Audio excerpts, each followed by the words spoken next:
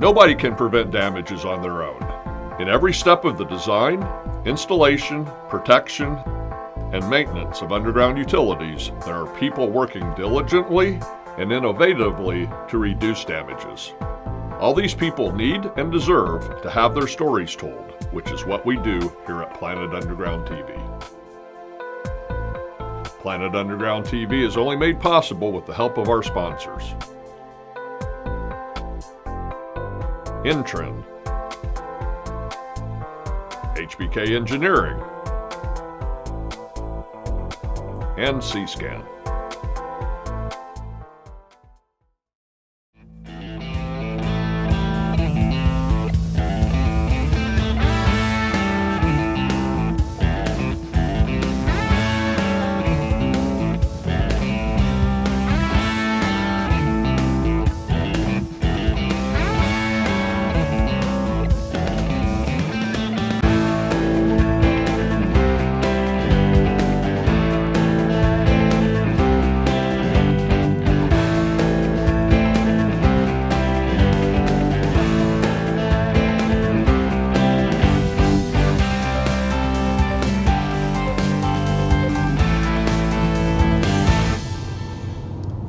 We're on our way to St. Paul, Minnesota, where we're going to interview Frank Mariano. Frank is a locator for Xcel Energy. Xcel Energy is the gas and electric provider for the St. Paul, Minnesota area. And Frank covers downtown. His job's protecting all of Xcel's pipes and cables in the downtown area. He knows all the excavation that's happening on a day-to-day basis there in St. Paul. And we're going to follow Frank around. We're going to see what he does, where he does it. We'll ask Frank some questions. But, you know, Frank's going to tell us some stories, too. He's been in locating for a very, very long time. Everything downtown is something that we have to locate. Always having usually somebody down there helping me, looking, watching my back, blocking traffic for me. It's a very busy area. I first met Frank in 1994. We worked for the same contract locating company. And our contract locating company had put together a team of 5 people in August of 1993 to come up to St. Paul to provide locating services. Contract locating had come to St. Paul in 1993 as the result of an explosion that killed 3 people at 3rd and Mariah Streets, a location that's not terribly far from downtown St. Paul where Frank locates today. The explosion caused a widespread panic in the St. Paul area, and the number of one-call tickets in one day increased by 3-fold. The rest of the dig season, tickets remained high as the community remained wary of gas explosions. Here we see what happened when a backhoe hit a gas line on July 22nd, 1993 in St. Paul, Minnesota. 3 people died and 11 were injured. The line had been marked by the gas company, yet somehow that backhoe bucket got too close to it. So locating downtown St. Paul is a different experience than it is locating in a residential neighborhood. You have a lot of responsibility. It's not the easiest area to locate. This kind of saves on our back for lifting the manhole lids. It's done with a magnet.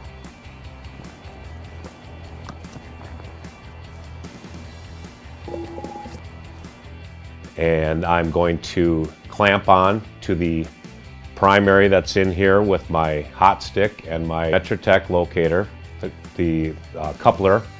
I'm going to clamp on and I'm going to mark the duct banks that are going north and south down Minnesota Street. I have 2 duct banks going both ways. I have the one I'm clamped onto will be the left side duct bank that I'm marking out. Both duct banks that I'll be marking will be about approximately 2 to 3 feet wide. So this is our symbol for a duct bank. This means we have an underground duct bank here. It's got our electric lines in it. We have 2 here running parallel with each other. They both feed the manhole there, feed the manhole back here where I'm hooked up to it.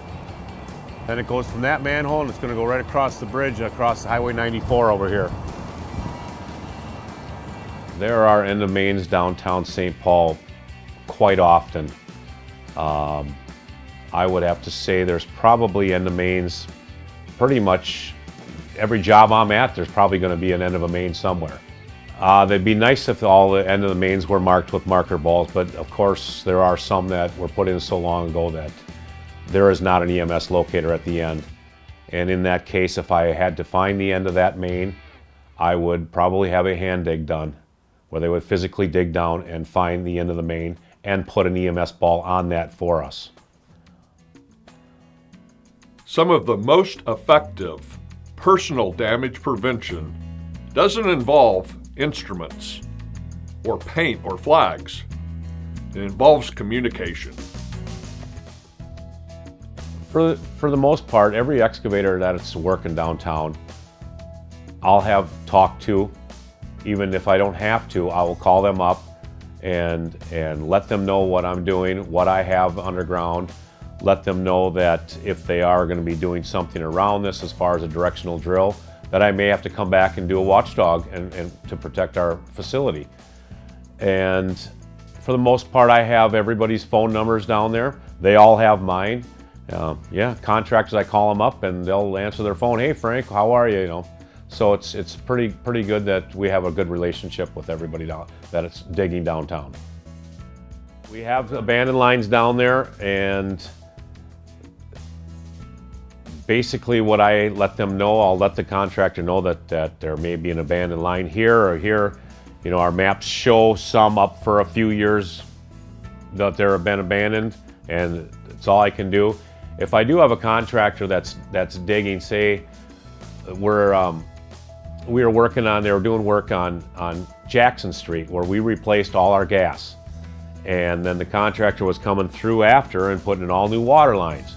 Well, if they came across our old gas lines, which I knew was an old line and it wasn't live, I still would have our gas company come down and tap into that to make sure everybody knows there's no live gas in that gas main.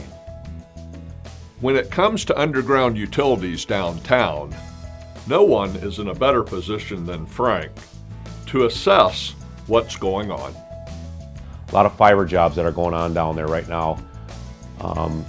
They're burying conduits up and down the majority of the streets downtown right now for fiber that they're running to light poles. And what that's doing is they're putting little Wi-Fi hotspots in for the Super Bowl, which is coming here in February. That's been keeping us pretty busy downtown. I would probably say that if you looked around through downtown St. Paul right now, you'll probably find 70% of every street down there has paint somewhere on it from what we've done.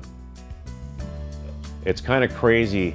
There's probably 4 different contractors that are putting in the empty conduits, and they're doing it for the Verizons and T-Mobiles and whoever to go to the hotspots for the web.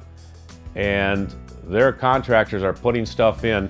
I'm locating the whole entire area for them to put this fiber in, and 2 weeks later I'll have another contractor call up and they're going to run the same route, and they're going to be basically plowing it in alongside the one that was put in, which to me I thought was a little crazy.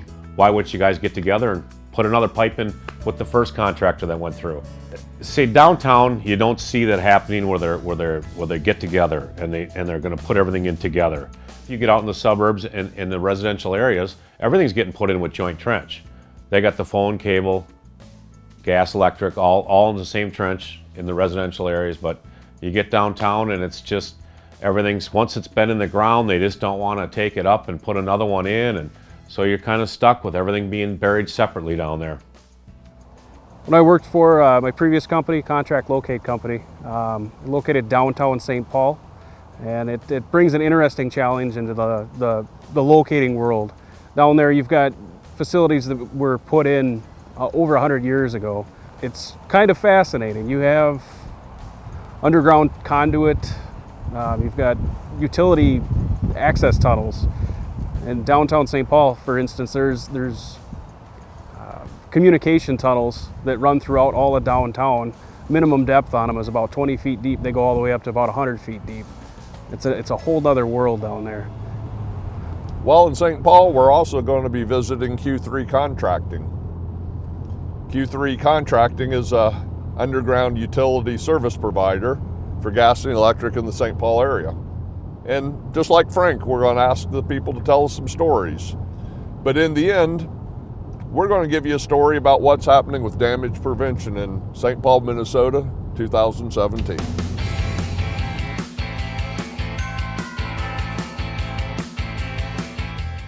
Our unique situation is our contract says, as long as we're digging for that facility owner, that we also do the locating in front of our underground crews. So we also have a locating side and an excavating side. Difference is, with our unique situation, our locators are trained differently. So they get the time, we've staffed to handle that, and they are truly 100% damage prevention geared towards our underground crews. Hi, I'm Joshua Richard. I work for Q3 Contracting. I've got about 10 years of locating experience, 2 of which are with Q3. I spent about 8 years with another utility locate company in the state of Minnesota. That's really where I learned how to actually locate. We have the contract for our utility company that we replace their gas lines for, simply because it's a little more difficult for the standard locate companies, the contract locate companies in this area, to deal with the trouble that the old utilities cause. Some of the stuff that we're replacing has been in the ground for 40, 50, 60 years now, and it's had so many repairs done on it, so many band-aids put on it, that your standard everyday locate contract company would have too big of an issue locating it. So we get the contract to do it. We have the time that it takes to go through it with a fine-tooth comb and actually make sure that it's found and located properly. Probably one of our biggest challenges in locating, especially for our gas replacement crews, is the age of the existing utilities. We run a lot of situations where there either wasn't a trace wire put with the plastic main, or there wasn't one put with the plastic service, or the trace wire that they did use was not rated or meant to last in the ground for 50 years. And it's disintegrated. There's no electronic way of locating the main. That's what brings an interesting challenge into finding the utilities on some of our jobs. So as our crews get on site and we have issues with exposing facilities by hand or by vac, and we have trouble spotting these facilities because we can't find them, having our own locators on staff is a huge help to us. Everybody in the industry knows that you never give a depth reading. It's never accurate. I've stood by the hole myself and looked at something that's 4 feet deep when the machine says it's 2.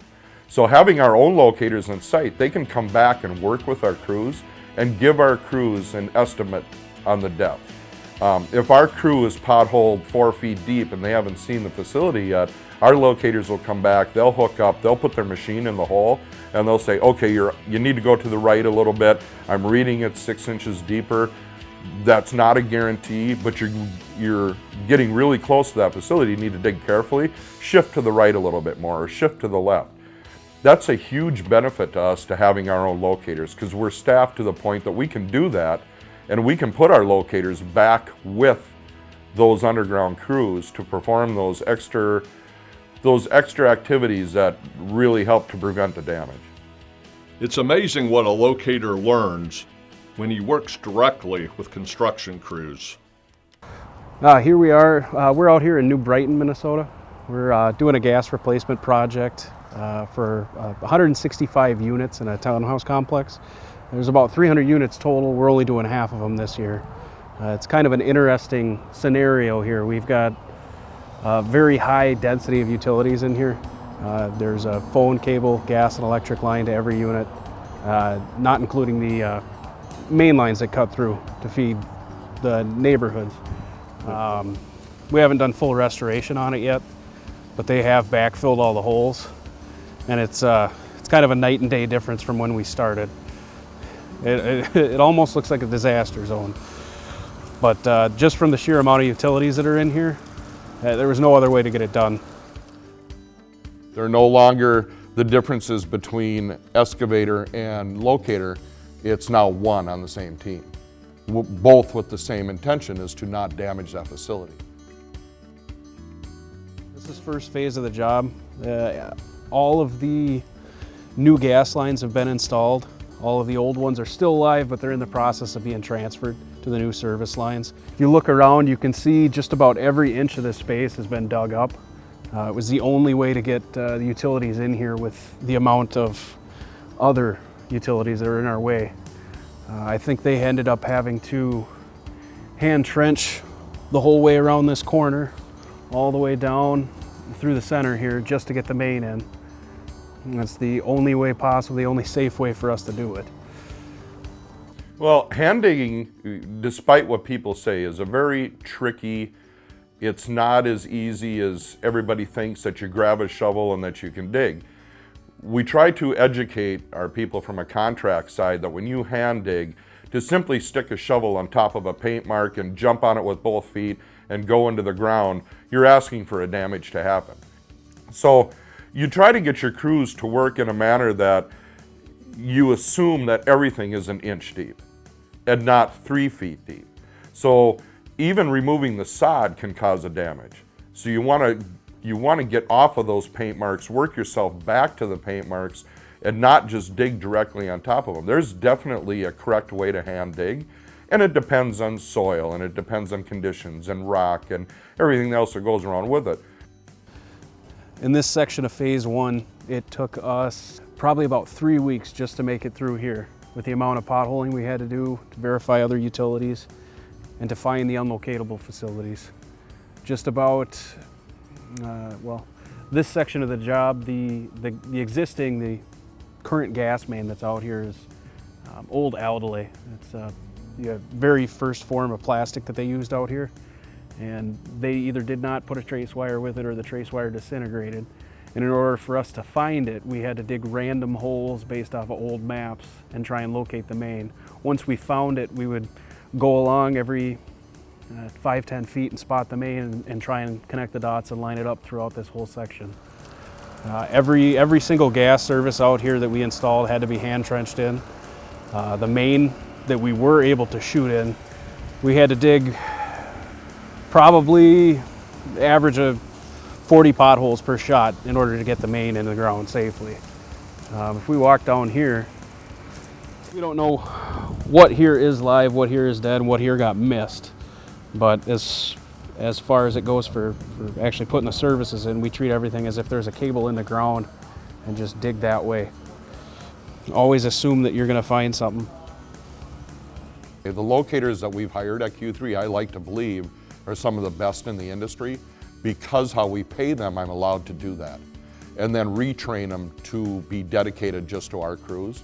Where we don't locate in front of our crews, tremendously more problems. Just because of the size of this job, the 165 units that we had to do, we've been doing this job in phases. We're currently working on finishing up the second phase. We finished the first phase a few weeks back. It was a challenge. The first phase had quite a few unlocatable old plastic gas lines. They either did not bury a locate wire with the gas service or the main, or it disintegrated or rusted in the ground over the past 50 years.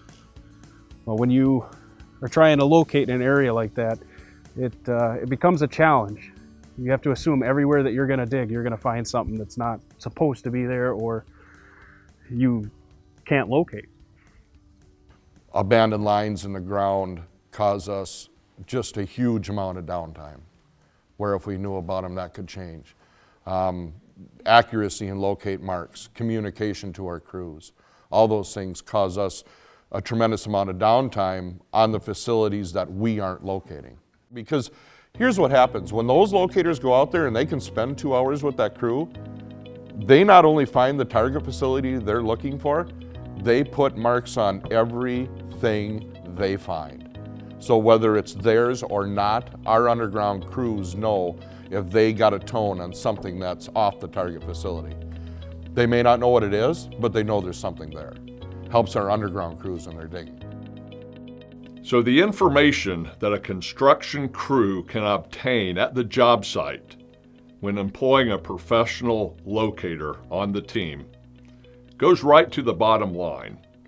Increased safety, increased production, increased profitability. John Moulton spent nearly 20 years on the contract locating side of this business. He knows locating. It's amazing what his knowledge can do for a construction company that puts in underground utilities. You kind of learn through the years that you develop relationships, and you're surprised how those relationships will come into play 10 years later. Our own locators that we have employed for us have relationships with past locators, so we can gain some information from their maps, but not having their maps or the ability to see how it's laid in the ground or what it is truly hinders a company that's looking for those facilities, that has to expose them and cross them. If we had some of that information, that would help us out tremendously, or if they were labeled correctly in the field. So information and communication is huge, and there's a huge lack of that. Okay, we called for locate marks, the locator came out and he did his job. We assume everything is marked correctly, and we just roll off with our backhoe and we start digging. So because at Q3 we have our own locators on staff, and that relationship has grown tremendously between an underground foreman and our own locator. Our own locators know that you can never assume that everything is marked, that everything is correct. That has benefited us tremendously. And I think there's a persona in the world that years ago, as mapping became more prevalent even on the paper prints, and now it's all in electronic, the people that created the maps said, here's a map, here's what's buried. If it's wrong or it's right, it doesn't really matter. We're just going to show you there's something buried there that belongs to us. I don't think the attention to detail was ever there. I think it's better now, but there's so much of that utility that's still in the ground. And I think at times the design people, and no offense to any of them that are in the mapping world, but I believe they probably get bombarded and they're happy to get it on the map, and it's close enough. It doesn't need the detail that they think it does. Now it's 30 years later, and we're replacing gas lines and things like that let's say are unlocatable, or trace wires are cut and things are gone. The information that was on that map becomes so important to us. Measurements, size, what it's made out of, whether it's steel, whether it's plastic, what kind of plastic, because the plastics have changed. What kind of electric line? Is it concentric neutral? Is it jacketed? All those things become so prevalent to what's buried in the ground and what you're looking for. Every stitch and detail that anybody could put on a map will help in the future 100%. If as a business owner, you could pull up and see every utility that's buried on, let's say, a website, it's utility.com. So I can go to utility.com, type in 345 6th Street, and on my building lot, it shows every utility that's buried here, because everybody has shared that information. Now, from a underground contract standpoint, from a utility standpoint, what a great thing that would be. So if our crew rolls in to bury a new gas service to this building, all of a sudden our foremen have have access to the internet. They can pull up this same building and look and say, okay, we've called Diggers Hotline in Wisconsin. They came out, they marked everything. Here's what I show on the map is buried here.